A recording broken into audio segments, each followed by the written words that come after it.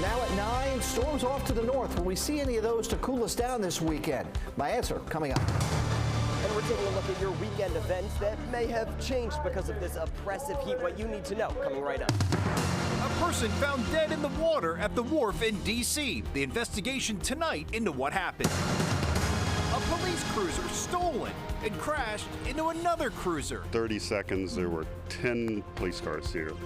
Guns pulled. The aftermath of that crash and how the police cruiser ended up in the wrong hands. You're watching the station covering all of the DMV. This is DC News Now.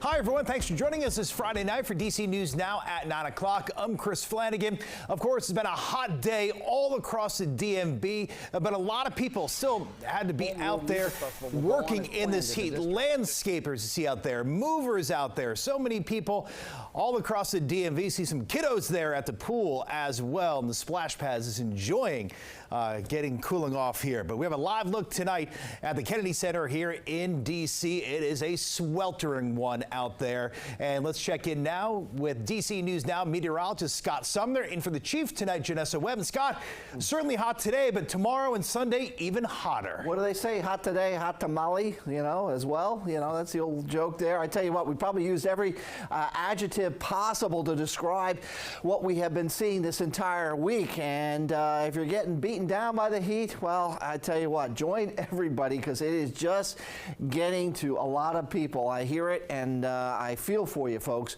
But we just got to get through the weekend here, and then things will take a little bit of a turn before heating right back up. But we'll get into that 7-day in just a little bit. Heat advisory Saturday, 11 a.m. to 8 p.m. I would expect this to probably be, extended right into Sunday. It's just for Saturday as we speak. But right now, well, we're seeing those 80s, and then they'll slide into the 70s tonight. It'll be a muggier night than it was last night. We got down to about 73 degrees, figure 75, 76 overnight tonight going into tomorrow morning.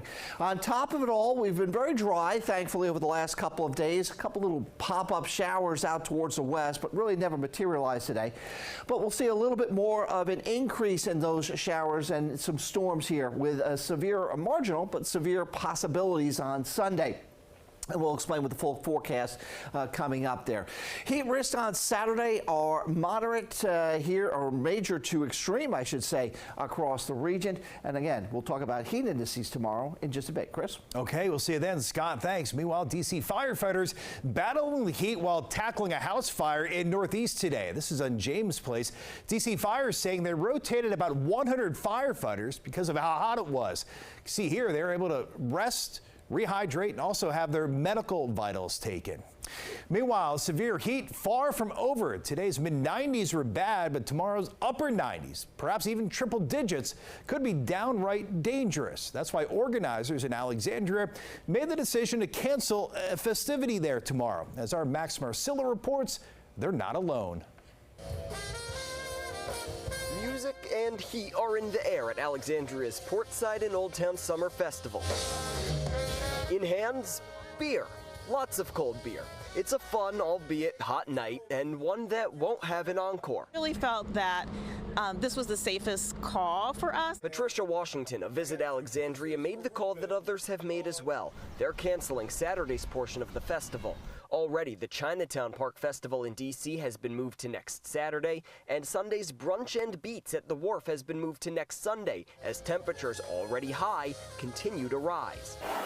Some events will still go on, like the 2-day, 30-second annual Giant Barbecue Battle in downtown D.C., which will be lined with misting tents, hydration stations, and shaded areas. Feel like we want to pass out sometime. All the while, construction crews are battling the heat. Paving streets, including Wisconsin Avenue, with hot tar to make sure commutes to these events, whichever ones are still happening, are smooth. A community effort to stay cool, perhaps exemplified best by these pictures from D.C. Fire, as about 100 first responders worked to put out a Northeast house fire Friday afternoon, neighbors making sure they had cold water to fight the flames and the heat. All right, that is our Max Marcilla reporting from Alexandria. A few other events that are still happening. DC's Home Rule Music Festival began tonight. It'll continue tomorrow, as will the Smithsonian Solstice Saturday. And in Northern Virginia, the Out and About Music Festival, Wolf Trap, is a go as well. So check our website for all the happenings tomorrow and also cancellations as well. Meanwhile, Maryland Governor Wes Moore is putting a state of preparedness plan in place ahead of this weekend's heat wave. This directs the Maryland Department of Emergency Management to prepare for extreme heat and humidity. Now, preparedness recommendations include avoid leaving children or pets inside cars, avoid alcohol, caffeine, and large amounts of sugar, which can be dehydrating. Also, limit exercise and outdoor activity between 11 a.m. and 3 p.m. Now, if you are active, drink 16 to 32 ounces of water each hour.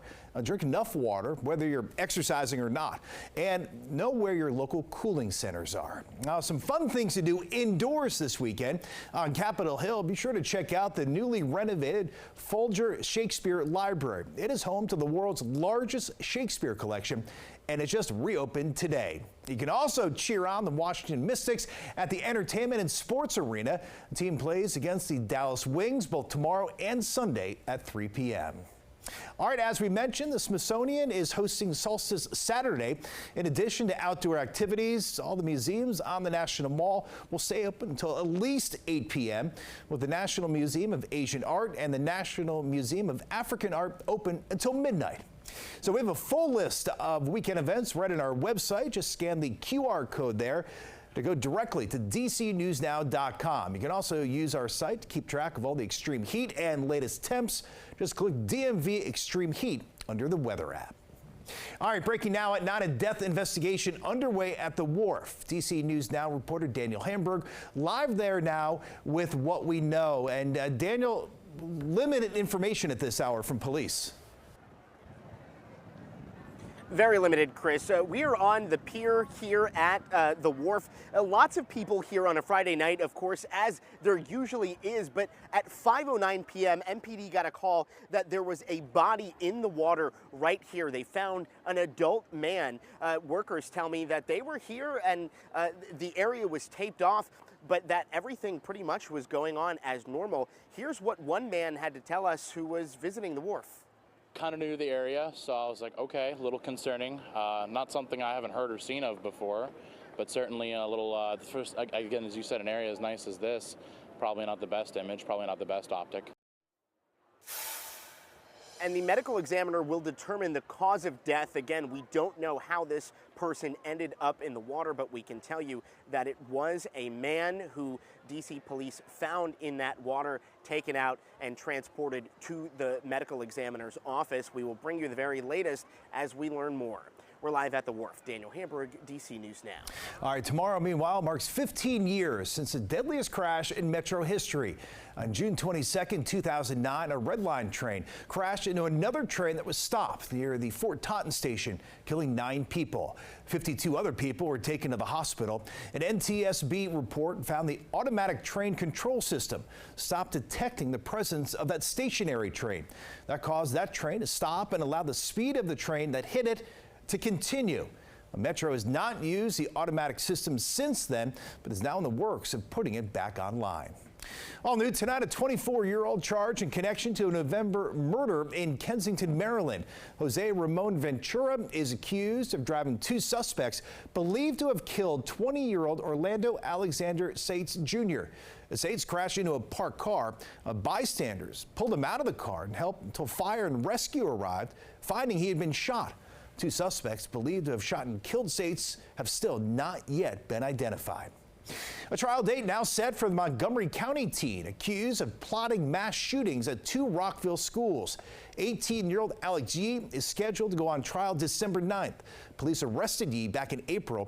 According to investigators, he wrote a 129-page manifesto detailing plans to shoot up Wooten High School and Lakewood Elementary. Yee's trial is set to last 4 days. We plan to be there when that happens. Meanwhile, a cruiser crash under investigation tonight in Fairfax County. Investigators, someone took off with a police cruiser, then crashed it into another cop car. All this happening before noon on Government Center Way near Federalist Highway. DC News Now's Marielle Carbone joining us now live. And Marielle, quite a crazy scene out there today.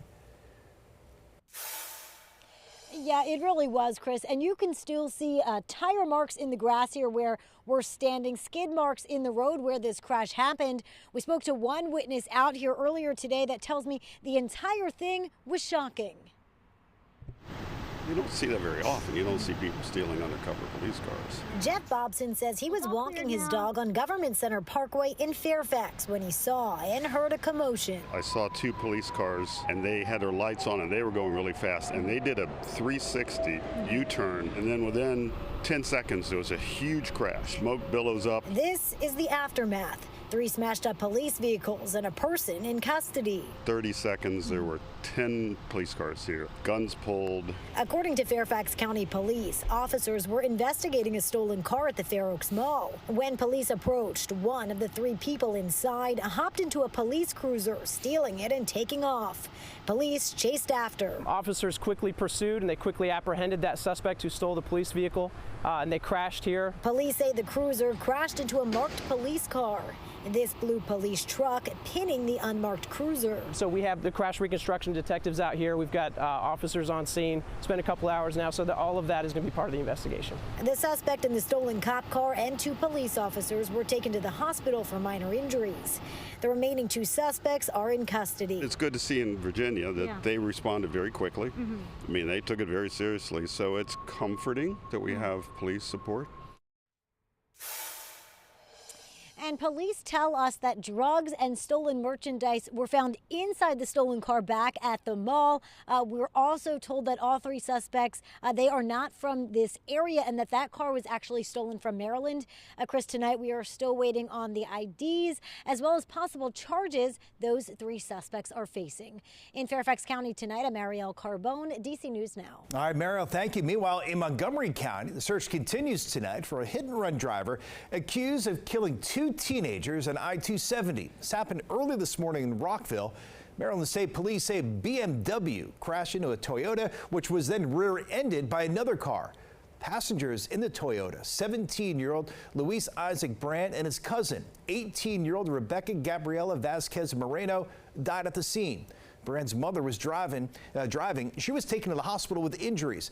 The BMW was found abandoned not far from the crash site. So far, no arrests have been made.